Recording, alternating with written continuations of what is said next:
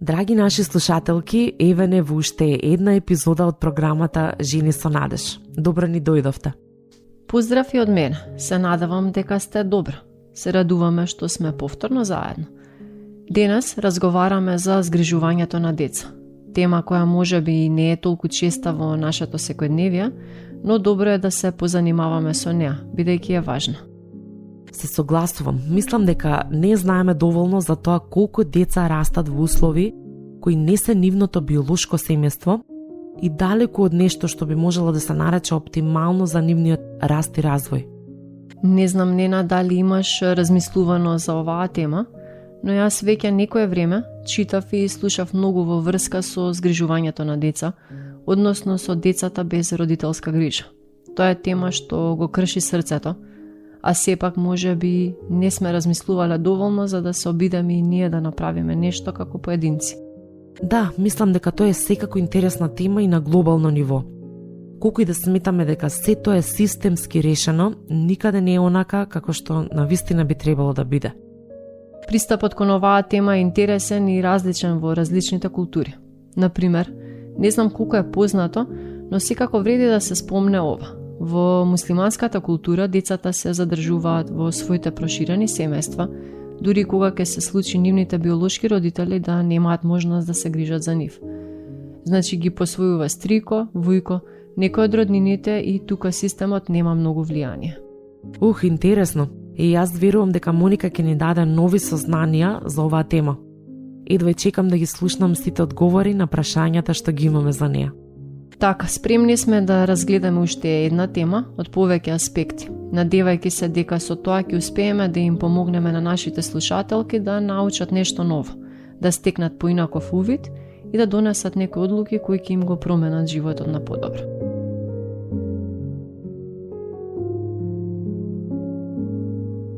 Тема на денешната епизода е згрижувањето на деца и згрижувачките семејства. Драга Моника, темата е позната, но се надеваме да научиме нешто ново и да добиеме некои совети и насоки. Здраво и од мене. Јас сум исто така спремна и може да започнеме со темата. Се надам дека и нашите слушателки ќе уживаат со нас и ќе научат нешто ново што може да го применат. Значи, Моника, за почеток кажи ни како би можеле да го дефинираме згрижувачкото семејство и односот на згрижување, што се воспоставува меѓу детето и згрижувачот?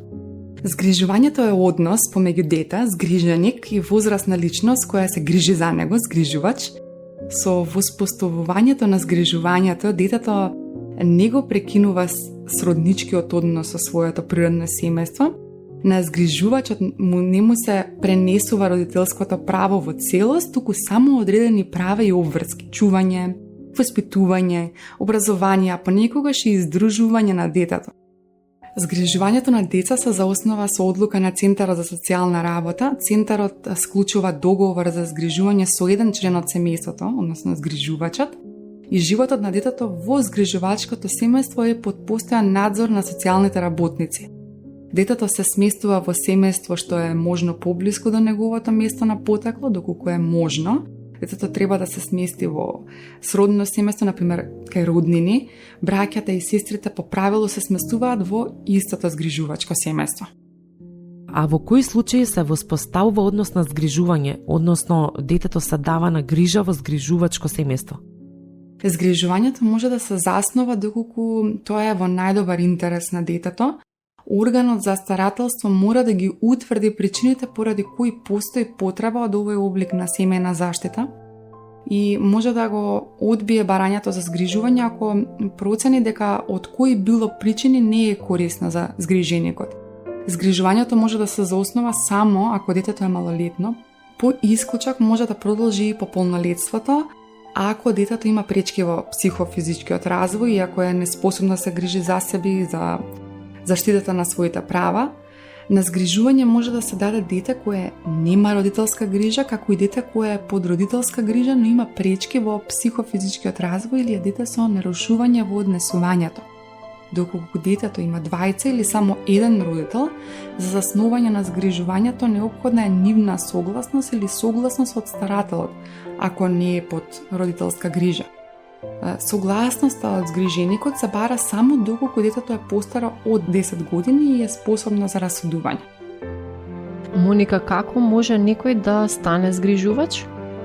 Згрижувач може да биде лице за кое е утврдено дека може да се грижи за дете во негов најдобар интерес. Згрижувач не може да биде лице кое не е целосно или делумно лишено од родителско право или деловна способност, лице кое не боледува од болест, што може да биде штетно да влијае врз згриженикот, и лице осудено за кривично дело од група кривични дела против бракот и семејството, против половата слобода, против животот и телото. Згрижувач може да биде лице кое е подготвено за згрижување на деца со помош на посебна програма. Со оваа програма му се помага на идниот згрижувач да стекне основни знаења за детето и вештини за учење, чување, развивање и воспитување на детето. Пожелно е подготовката да се изврши пред конечната одлука за заснување на згрижувањето. Постои така наречено повремено згрижување. Овој посебен вид на згрижување се заоснова во два случаи, кога им се овозможува на децата кои живеат во институции, барем понекогаш да ги искусат предностите на семејниот живот и да им се олесни грижата на родителите кои одгледуваат деца со пречки во психофизичкиот развој. Односот во згрижувањето е регулиран со закон, правилник и посебен надзор од советник за оваа област. Некои од правата и обврските се следнива. Значи, згрижувачот е должен посебно да се грижи за оспособување на детето за самостоен живот, како чување, развој, воспитување и образование. Згрижувачот е должен да овозможи посети од родителите за сите битни одлуки поврзани со детето, да одлучува заедно и спогодбено со нив, освен ако родителите не се делумно или целосно лишени од родителско право или ако детето е без родителска грижа. Згрижувачот е должен на Центар за социјална работа да му ги дава сите битни и потребни информации за детето, како што се здравствената состојба, воспитувањето, школувањето, развојот на детето. Згрижувачот има право на месечен доместок за издржување на детето во своето семејство, како и на доместок на месечно ниво за извршените услуги на згрижување. Така, а кога и под кои услови завршува еден ваков однос? Згрижувањето може да се прекине во неколку случаи, кога детето ќе наполни 18 години, може да се продолжи најмногу до 26 годишна возраст ако детето редовно се школува, кога детето ќе стекне целосна деловна способност пред полнолетството, кога детето ќе биде посвоено и кога почина детето или згрижувачот. Раскинувањето на згрижувањето може да се случи и пред завршувањето на договорениот период и тоа може да биде едностранно раскинување по барање на родителот, односно старателот или згрижувачот, спогодбено раскинување, странките со договор се откажуваат од претходното заосновано згрижување. Така, јас мислам дека го дефиниравме ова прилично конкретно. Не знам за вас, но сметам дека за оваа тема има доста предрасуди. Од лично искуство знам дека постојат добри и помалку добри згрижувачи, такви кои се целосно посветени и такви кои не се баш. Исто така и потребите на децата кои се сместуваат во згрижувачки семејства се многу различни. Често им е неопходна стручна помош и поддршка, која најчесто изостанува или пак не е навремена. Познати се предрасудите дека луѓето се одлучуваат за згрижување на деца исклучиво од финансиски причини, наместо од желба да им пружат поддршка на децата кои се без родителска грижа. Надоместокот за издржување на дете на моментално изнесува околу 45.000 денари по дете и се финансира од буџетот на Република Македонија за целодневен ангажман.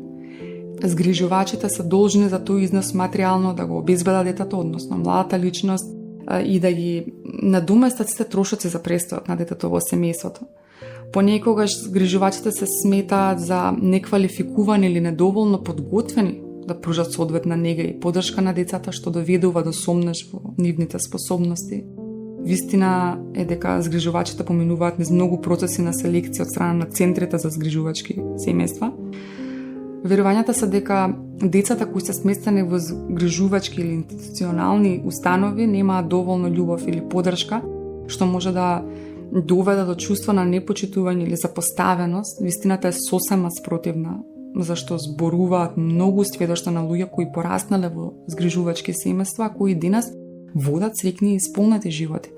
Сепак се е индивидуално и не може да се генерализира. Секое згрижувачко семејство, исто како и секое биолошко, си има своја приказна и свој идентитет кој можеби не е видлив однадвор и на прв поглед. Драга Моника, ти благодарим уште еднаш за сите овие информации и за стручниот пристап и кон оваа тема. Се надеваме дека сите научивме нешто ново и дека оваа епизода ќе биде поттик за размислување кај нашите слушателки.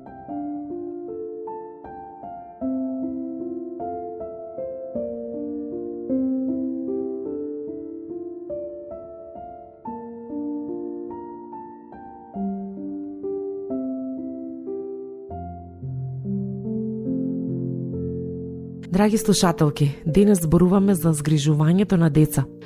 Првиот дел од епизодата беше посветен на некои општи и научни дефиниции, а сега ќе разгледаме оваа тема и преку Светото писмо. Во Светото писмо нема многу содржини кои зборуваат директно за згрижување на деца, но мислам дека има примери кои секако треба да се споменат. Најпрво ми паѓа на памет Естира. Тоа е девојка за која постои цела книга во Стариот Завет. Таа останала без своите родители, па за неа се грижал незиниот роднина Мардохеј. Тоа денес би можело да се смета за сродничко згрижување. Ајде да прочитаме дел од книгата Естира, глава 2, стих 7. Тоја воспитуваше Хадаса, односно Естира, ќерка на чичко му, бидејќи таа немаше ни татко, ни мајка. Таа девојка имаше тенка става и убаво лице, а по смртта на таткој, Мардохеј ја прибра кај себе како своја ќерка. Како таква, Естира набрзо стекнала наклонетост кај послугата во дворот, а подосна станала и царица. Сепак, значајно е што Мардохеј никогаш не ја оставил, туку секогаш бил некаде во близина, за да ја прати незината состојба. Тој се грижал за неа како да му е ќерка, како што во еден стих веќе беше кажано, а таков би требало да биде и секој однос на згрижување, без оглед на тоа дали е сродно згрижување или не. Естира е една од библиските личности која е многу интересна од повеќе аспекти. Таа е пред се добро воспитана, го почитува авторитетот, скромна е, се залага за ред и правда. Со нејзиниот ангажман, но и храброст, целиот еврејски народ е спасен од страдање. Сепак можела да настрада, да го изгуби сопствениот живот во желба да му помогне на своето семејство, а потоа и на целиот народ. Ова е прекрасен пример за една пожртвувана млада жена која мудро ја користи ситуацијата во која се затекнала. Не по своја волја, но ја користи за доброто на целата нација. Естира не го послушала царскиот протокол, бидејќи одлучила непоканата да излезе пред царот, со што го ризикувала својот живот. Воспротивно би била непослушна кон Бога, која поставил да биде царица токму поради овој момент. Во Персија постоел закон дека ако некој дојде непоканет пред царот, царот може да го осуди на смртна казна. Сите слуги кај царот и народите во царските области знаат дека секој, било тоа маж или жена, што ќе влезе кај царот од внатрешниот двор, а да не е повикан, го очекува една пресуда – смрт. Само оној, кон кого царот ќе го пружи својот златен жезол, останува жив. Јас не сум повикана кај царот еве веќе 30 дена. Естира, 4 глава, 11 стих. Како царица, Естира била во позиција да може да посредува пред царот за својот народ. Можела да се обиде да се спаси себе си со молчење, бидејќи никој не знаел дека по националност и таа потпаѓа под смртниот декрет. Меѓутоа, Мардохеј вели дека со молчење нема да се спаси себе си, бидејќи ќе биде одговорна пред Бога, кој со оваа цел ја довел до позицијата на царица. Не мисли дека ти единствено од сите јудејци ќе се спасиш во царскиот дом. И кој знае, дали токму за вакво време не си достигнала царско достоинство? Естира 4 глава, 13-14 стих. Естира станала царица токму заради можноста во иднина да го спаси својот народ. Бог планирал Естира да стане царица за да влија израелците да бидат спасени од смртниот декрет. Мардохеј вели дека Бог може да го спаси својот народ и на друг начин, но подобро е за неа Бог да го спаси својот народ преку незиното посредување. Ако ти премолчиш во ова време, тогаш слободата и спасението на јудејците ќе дојде од друго место, а ти и домот на таткото твој ќе загинете, Естира 4 глава, 14 стих.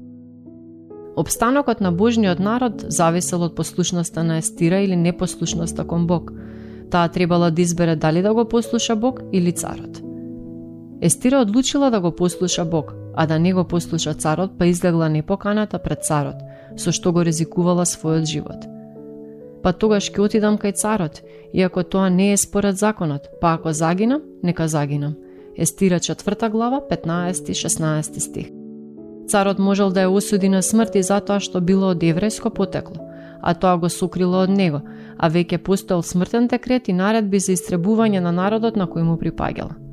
На крајот, Мардохеј и Естира одлучуваат да му бидат послушни на Бога и по цена на смрт, без оглед на тоа што би направиле другите луѓе. Бог искористил едно дете без родителска грижа, една девојка која била во згрижувачко семејство, за да го пренасочи текот на историските настани и да покаже дека неговата милост е безгранична и дека може секогаш и секого да го ползува. Нема привилегирани, ниту отфрлени. Сите се еднакво деца Божи. Може би токму тоа е поттик да размислуваме за децата кои немаат родителска поддршка и да бидеме отворени за згрижување на деца. Ако веќе се согласуваме со изјавата на Исус Навин дека со целиот свој дом ќе му служиме на Бога, тогаш отворањето на тој наш дом за децата во потреба е токму еден од начините за хуманост. Така е. Со ова го завршуваме и денешниот разговор. Ми се чини дека добивме доволно информации за размислување и нови сознанија. Затоа мислам дека е вистински момент она што го слушнавме да го ставиме во пракса, па заедно ќе се помолиме.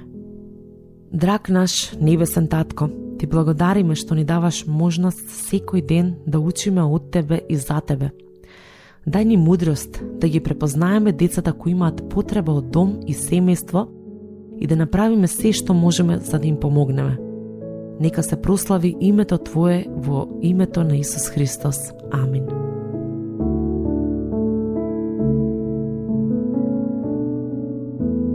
А ние стигнавме до крајот на епизодата. Ве поздравуваме до следната средба. Не заборавајте дека сте вредни, скапоцени и сакани во Божиите очи. Следете не на социјалните мрежи Facebook, Instagram под името Жени со Надеж или пишете ни на имејлот zenisonades@gmail.com. Би сакале да го слушнеме вашето сведоштво или некоја ваша потреба за молитва. А ние ви посакуваме Божи благослови.